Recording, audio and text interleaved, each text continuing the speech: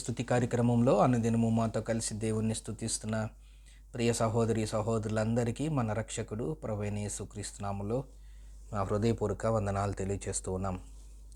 నేటి ఉదయకాలం ముందు మన స్తుతి అంశం గురువులని పిలువబడవద్దు. 23వ అధ్యాయం మత్తయి సువార్త 23వ అధ్యాయం 10వ వచనాన్ని చదువుకుందాం. మరియు మీరు గురువులని పిలువబడవద్దు, క్రీస్తు ఒక్కడే మీ గురువు. మీలో అందరికంటే గొప్పవాడు మీకు పరిచారకుడై ఉండవలను. తన్ను తాను హెచ్చించుకునేవాడు తగ్గింపబడును, తన్ను తాను తగ్గించుకునేవాడు హెచ్చింపబడును. ప్రియ సహోదరి సహోదరులరా, ఈ ఉదయకాలం మంది అనుదిన అరుణోదయ స్థుతిలో యేసు ప్రభు వారు మనకిచ్చిన ఆజ్ఞలన్నిటినీ ఒక్కొక్కటిగా జ్ఞాపకం చేసుకునే ఇట్టి గొప్ప శ్రేష్టమైన భాగ్యాన్ని దేవుడు మనకు అనుగ్రహించినందుకు మనం దేవునికి ఎంతైనా వందనస్తులమై ఉన్నాం. ఆయన ఈ లోకంలో అనేక మాటలు పలికారు, అనేక బోధలు, అనేక ప్రసంగాలు, అనేక ఆజ్ఞలు, జాగ్రత్తలు, హెచ్చరికలు తను నమ్ముకున్న బిడ్డలకి ఆయన దయచేశాడు. అందులో ఒకటి మనం ఈ ఉదయకాలం ముందు జ్ఞాపకం చేసుకున్న మాట, మీరు గురువులని పిలువబడవద్దు. దీనికన్నా ముందు మనం జ్ఞాపకం చేసుకుంటే మీరు బోధకులని పిలువవద్దు. 6, 7, 8 వచనాల్లో ఆ మాటను చూస్తూ ఉన్నాం. మీరు బోధకులని పిలువించుకోవద్దు. ఇక్కడేం చెప్తున్నారు? 10వ వచనంకి వచ్చేసరికి మీరు గురువులని పిలువించుకోవద్దు. మీరు గురువులని పిలువబడవద్దు. క్రీస్తు ఒక్కడే మీ గురువు. బోధకుడు ఒక్కడే, తండ్రి ఒక్కడే, గురువు ఒక్కడే. ఈ మాట స్వయంగా యేసు ప్రభు వారు 23వ అధ్యాయం మత్తయి సువార్తలో రాయబడి ఉంది. ఆయన అనేక జనసమూహములు ఆయన దగ్గరకు వచ్చినప్పుడు, ఆ జనసమూహములతో పాటు శిష్యులు కూడా ఆయన దగ్గర ఉన్నప్పుడు, ఆ జనసమూహాలను ఉద్దేశించి, ఆ శిష్యులను ఉద్దేశించి వారికి కొన్ని మాటలు తెలియచేయాలని చెప్పి ఆయన వారికి కొన్ని ఆజ్ఞల రూపంలో మీరు ఈ భూమి మీద ఉన్నప్పుడు ఏం చేయాలి, ఏం చేయకూడదు, ఎలా ఉండాలి, ఎలా ఉండకూడదు, వేటిని ఆచరించాలి, వేటిని అనుసరించాలి అనే మాటలు ఆయన తన శిష్యులకి చేరువచ్చిన జనసమూహానికి ఆయన తెలియజేస్తున్నాడు. ఆ తెలియజేస్తున్న విషయాల్లో ఆయన చెప్తున్న మాట ఏమి చేయకూడదు. చాలా చోట్ల ఏమి చేయాలో చెప్పాడు, చాలా చోట్ల ఏమి చేయకూడదో కూడా ఆజ్ఞ రూపములో, ఒక కట్టడ రూపములో, ఒక నియమం రూపములో ఆయన మనకు అనుగ్రహించాడు. అదే మనం చదువుకున్నాము. మీరు గురువులని పిలువబడవద్దు. పిలిచేవాళ్ళు చాలామంది ఉంటారు మనల్ని, అయ్యగారని, గురువు అని, బోధకుడని, ఇంకా చాలా రకరకాలు మన క్రైస్తవ ప్రపంచంలో అనేక డిజిగ్నేషన్స్, అనేక హోదాలు, అనేక బిరుదులు, అనేక గౌరవంతో కూడిన రకరకాలు డాక్టరేట్లని రకరకాలతో పిలిపించుకోవాలని లేదంటే పిలవాలని చాలామంది ప్రయత్నం చేస్తూ ఉంటారు.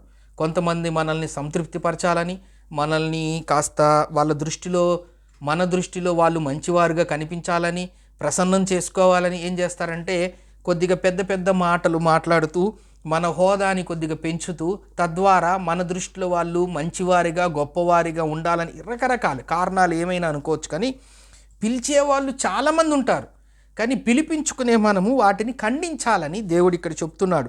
మీరు పిలువబడవద్దు. పిలిచేవాళ్ళు చాలామంది ఉంటారు.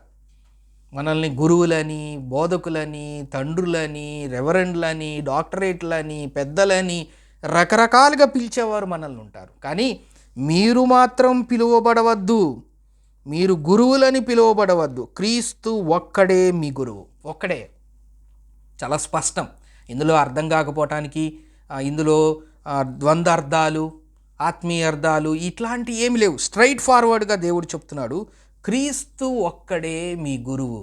గురువులకు గురువు. ఆయన జగద్గురువు. యాక్చువల్గా ఆయన గురించి ఇది చెప్పుకుంటూ పోతే అనేక విషయాలు ఉన్నాయి. ఆయన ఏ విధంగా గురువు అంటే, ఆయన దగ్గరికి పండితులు శిష్యులుగా ఉన్నారు, పామరులు శిష్యులుగా ఉన్నారు, విద్యావంతులు శిష్యులుగా ఉన్నారు, ధనవంతులు శిష్యులుగా ఉన్నారు, శాస్త్రజ్ఞులు శిష్యులుగా ఉన్నారు, శాస్త్రులు శిష్యులుగా ఉన్నారు. శిష్యులు అంటే 12 మంది శిష్యులని కాదు, ఆయన అనుసరించేవారు, ఆయన ఆజ్ఞలను ప్రకారం జీవించేవారు, ఆయన మాటలు వినేవారు, ఆయన చెప్పిన మాటల ప్రకారం జీవించాలనుకునే వారిలో అందరూ ఉన్నారు. ఇప్పుడున్న భాషలో చెప్పాలంటే చదువుకున్నవారు, చదువుకోలేని వాళ్ళు, అన్ని రకరకాల భాషలు మాట్లాడేవారు, రకరకాల ప్రాంతాల వారు, రకరకాల జిల్లాల వారు, రకరకాల రాష్ట్రాల వారు, రకరకాల దేశాల వారు, రకరకాల జాతులు వారు, ఉద్యోగములో ఉన్నత పదవిలో ఉండిన వారు, పనులు చేసుకునేవారు, కూలి పనులు చేసుకునేవారు, ఇట్లా అనేక రకాలుగా అందరూ ఆయనకి శిష్యులే. ఎందుకంటే ఆయన జగద్గురువు, జగత్ని, ఈ లోకాన్ని ఆయన జయించినవాడు. గురువులకే గురువు అంటానికి లేదు. ఎందుకంటే గురువు ఒక్కడే ఆయన ఒక్కడే గురువు. ఆ మాట స్వయంగా ఆయనే చెప్తున్నాడు. క్రీస్తు ఒక్కడే మీ గురువు, మరి ఎవరు మీ గురువు కాదు. ఒకవేళ మీరు గురువుగా అనిపించుకోవాలనుకుంటే, మీరు పెద్దగా అనిపించుకోవాలంటే, మీరు హోదా పెంచుకోవాలనుకుంటే, మీరు ఆధిక్యత కోరుకోవాలనుకుంటే, మొదట చేయాల్సింది ఏంటంటే ఆ గురువు అని పిలిపించుకోవాల్సిన అనుకునే అతను, అందరికంటే గొప్పవాడుగా ఊహించుకునే అతను పరిచారకుడై ఉండవలను, పని చేసేవాడిగా ఉండవలనని దేవుడు సెలవిస్తున్నట్లుగా ఈ లేఖన భాగం ద్వారా మనం జ్ఞాపకం చేసుకుంటూ ఉన్నాం. కాబట్టి యేసు ప్రభు వారు అనేక మాటలు ఈ లోకంలో ఉన్నప్పుడు ఆయన పలికారు, అనేక ఆజ్ఞలు మనకు దయచేశారు, మరి ముఖ్యంగా అనేక జాగ్రత్తలు, అనేక హెచ్చరికలు మనకు దయచేశారు.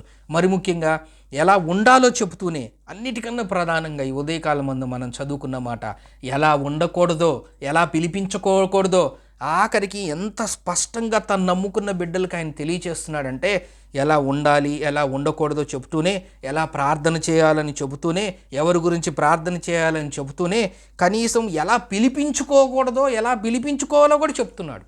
నాకు ఒక పేరు పెట్టుంటారు శారీరకంగా తల్లిదండ్రులు, ఎందుకంటే ఒక పేరు అవసరం.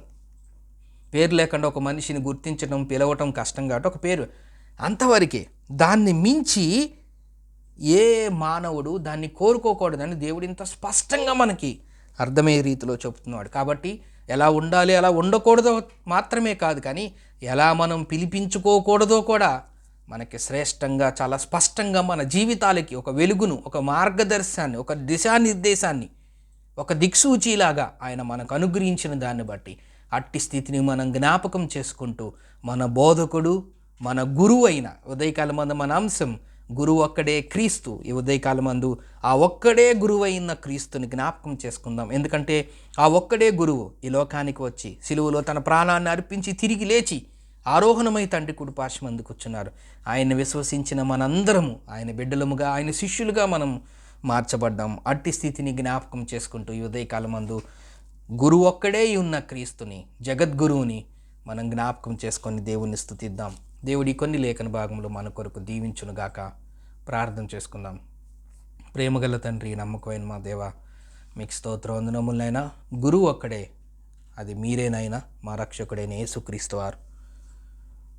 అందుకే మీకు స్తోత్రం వందనములు తెలియజేస్తాం. మీరు జగద్గురువుగా, మేము మీకు శిష్యులుగా మమ్మల్ని ఉంచినందుకు మీకు స్తోత్రం వందనములు తెలియజేస్తూ యేసు క్రీస్తు నామమున స్తోత్రం చెల్లించి ప్రార్థన చేస్తున్నాం తండ్రి. ఆమెన్.